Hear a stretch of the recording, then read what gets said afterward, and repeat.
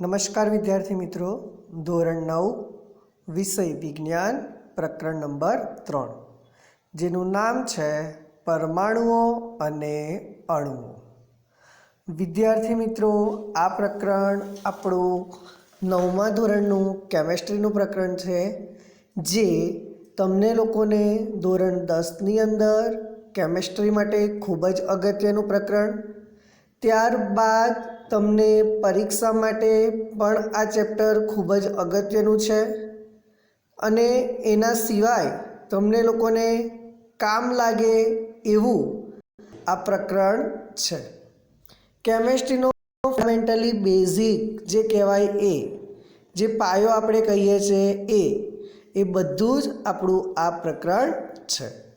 તો દરેક વિદ્યાર્થી મિત્રો આ પ્રકરણને ખૂબ જ શાંતિથી, ખૂબ જ સહેલાઈથી અને ખૂબ જ સારી રીતે ભણવાનું છે। તો આજે આપણે હવે ચેપ્ટરનું નામ પ્રકરણ નંબર 3 પરમાણુઓ અને અણુઓની શરૂઆત કરીશું। વિદ્યાર્થી મિત્રો, આપણે ધોરણ 9ના વિષય વિજ્ઞાનના પ્રકરણ નંબર 2માં તત્વ, મિશ્રણ અને સંયોજન વિશે શીખ્યા। તત્વ, મિશ્રણ અને સંયોજન એટલે શું, તો એની વ્યાખ્યાઓ આપણે શીખીને આવ્યા હતા। આપણે જાણતા હતા કે વિશ્વની અંદર કુલ 118 તત્વ છે। આ 118 તત્વ પૈકીના 92 તત્વ કે જે આપણને કુદરતી રીતે પ્રાપ્ત થાય છે અને બાકીના જે તત્વ છે એ માનવ નિર્મિત છે। એનો મતલબ કે કેટલાક રસાયણ વૈજ્ઞાનિકોએ કોઈક રાસાયણિક પ્રક્રિયાઓ કરતા અથવા તો કેટલાક ભૌતિક વૈજ્ઞાનિકોએ બરાબર એમને કેટલીક પ્રયોગો કર્યા અને એ પ્રયોગો પરથી એમને આ બીજા નવા કેટલાક તત્વ મળ્યા હતા। તો આ બધા જે તત્વ છે એ કેવી રીતે અસ્તિત્વમાં આવ્યા એની વ્યાખ્યા કોણે આપી હતી, એની શોધ કોણે કરી હતી, તો કે રોબર્ટ બોyle, તમને આગળ સમજાયું હતું ને, સર એન્ટોની લેવોઇઝરે તત્વની વ્યાખ્યા આપી બરાબર। દરેક તત્વની સંજ્ઞાઓ વિશે પણ આપણે અભ્યાસ કરીને આવેલા છીએ। આજે હવે આપણે આ પ્રકરણની અંદર એ જ વસ્તુ શીખવાની છે કે રસાયણ વિજ્ઞાનની અંદર પાયાના કેટલાક નિયમો છે, પાયાના કેટલાક સિદ્ધાંતો છે। એ પાયાના કેટલાક નિયમો અને સિદ્ધાંતોને અનુલક્ષીને આજે આપણે વિજ્ઞાનની શરૂઆત કરીશું। તો દરેક વિદ્યાર્થી મિત્રો, તમે આ વસ્તુ આજે જે શીખશો એ ખૂબ જ અગત્યની અને ખૂબ જ મહત્ત્વની છે। પહેલી વસ્તુ વિદ્યાર્થી મિત્રો કે અહીંયા તમને લોકોને પરમાણુની શોધ કરતાં પહેલાં તમને જે કેટલાક રાસાયણને વિજ્ઞાનને અનુસરતા કેટલાક નિયમો છે બરાબર, એ નિયમોની ચર્ચા કરીશું। હવે તમે જાણો છો કે રેતીનો કણ હોય, આપણે પહેલા ચેપ્ટરની અંદર ભણી ગયા બરાબર, કે રેતીનો જે કણ છે એ કેવો છે, તો કે અત્યંત નાના નાના કણોનો બનેલો છે અને એ કણો કેવા છે, તો કે સતત ગતિશીલ છે, એક જગ્યાએથી બીજી જગ્યાએ ગતિ કરી શકે એવા છે અને આ રેતીના નાના નાના કણો એકબીજા સાથે ભેગા થાય અને એક મોટા સરસ પથ્થરની શું કરે છે, તો કે રચના કરે છે। તો અહીંયા તમે એવું જ વિચારો છો કે તમે દાખલા તરીકે ઓક્સિજન લખો તો આપણા મગજમાં એવું જ આવે કે O2, પાણીનું અણુસૂત્ર લખો એટલે તમારા મગજની અંદર આવે H2O, મીઠાનું અણુસૂત્ર લખો એટલે તમારા મગજમાં એવો જ પ્રશ્ન આવે NaCl। તો આ Na શું છે, આ Cl શું છે, H2Oની અંદર H2 જ કેમ લખાય છે, કેમ O એકલો જ લખાય છે બરાબર, એ બધી જ અગત્યની મુદ્દાવાર ચર્ચાઓ આપણે આ પ્રકરણની અંદર આજે કરીશું। હકીકતની અંદર રસાયણ વિજ્ઞાન શું છે, કેમેસ્ટ્રી શું છે, એ જ આપણે આ ચેપ્ટરમાં શીખવાનું છે અને આ પ્રકરણ એ તમને આગળના ધોરણોની અંદર ખૂબ જ મહત્ત્વનું અને ખૂબ જ અગત્યનું છે। એટલે આગળના ધોરણોમાં તમને આ પ્રકરણ ખૂબ કામ પણ લાગશે। તમે 10મા ધોરણની અંદર આવશો અને અત્યારે આપણે હાલમાં ઓનલાઈન ભણીએ છીએ એટલે તમને લોકોને પૂરતી માહિતી પ્રાપ્ત નહીં થાય, પણ જ્યારે તમે 10મા ધોરણમાં આવો ત્યારે તમારો બેઝિક રસાયણ વિજ્ઞાનનો કાચો ના રહે એના માટે આજે આપણે અહીંયા આ પ્રકરણ શીખીશું અને બનતા પોસિબિલિટીથી વિડીયો બોર્ડ પર પણ બનાવીને હું તમને લોકોને શીખવાડીશ. તો આપણે પ્રકરણની શરૂઆત કરીએ છીએ, પરમાણુઓ અને અણુઓ. પ્રાચીન ભારતીય અને ગ્રીક તત્વજ્ઞાનીઓ હંમેશા દ્રવ્યના અજ્ઞાત અને અદૃશ્ય એવા સ્વરૂપ વિશે આશ્ચર્યચકિત થયા હતા. ઈસવીસન પૂર્વે 500ની આસપાસ ભારતમાં દ્રવ્યના વિભાજનનો વિચાર કરવામાં આવ્યો. હવે તમે વિચારો કે તમારા ઘરની અંદર તમે ખીચડી બનાવો છો તો ખીચડીને દાળ, ચોખા, પાણી, હળદર, મીઠું આ બધું મિશ્રણ થઈ ગયું અને એ ખીચડીને તમે પછી દાળ અને ચોખા અલગ કરવા જાઓ તો થવાના છે ના. કેમ? તો એ એકબીજા સાથે સંયોજાઈ ગયા, એ એકબીજા સાથે ભેગા થઈ ગયા અને એ 3, 4, 5 જે પ્રક્રિયકો છે, બરાબર, એ બધા પ્રક્રિયકો ભેગા થઈને કોઈ એક નવી વસ્તુ બની તો એને કહેવાય આપણી ભાષામાં સંયોજન. પરંતુ કેટલીક એવી વસ્તુ છે કે મોટો એક પથ્થર, આ મોટા પથ્થરને તમે તોડતા જાઓ તો એમાંથી નાના નાના કણો બને છે.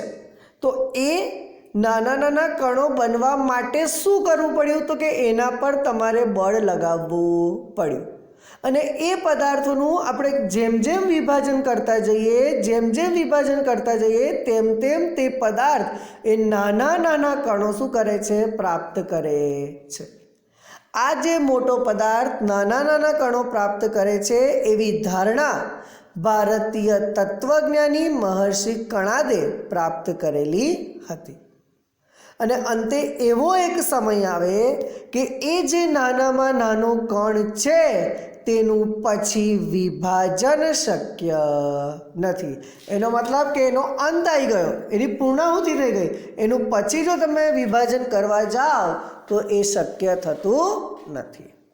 તો જોઈએ, ભારતીય તત્વજ્ઞાની મહર્ષિ કણાદે એવી ધારણા કરી કે જો આપણે દ્રવ્ય એટલે કે પદાર્થનું વિભાજન કરતા જઈએ તો આપણે વધુ નાના નાના કણો પ્રાપ્ત કરતા જઈશું. અંતે એવો સમય આવશે કે આપણે એવા નાના કણ સુધી પહોંચી જઈશું કે જેનું વધુ વિભાજન શક્ય બને નહીં.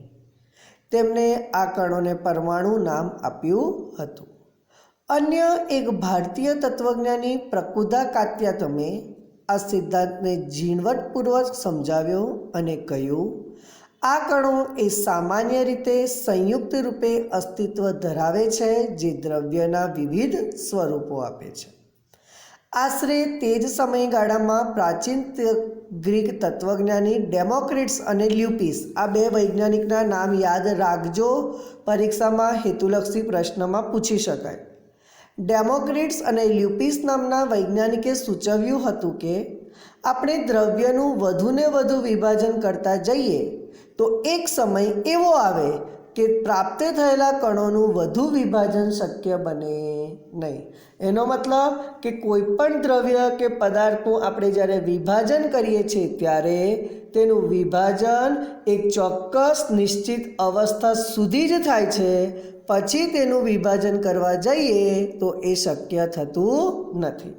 અને ડેમોક્રિટ્સ નામના જે આ વૈજ્ઞાનિક છે એ વૈજ્ઞાનિકે જે કણોનું વિભાજન થતું નથી તેવા અવિભાજ્ય કણોને તેમણે પરમાણુ નામ આપ્યું હતું.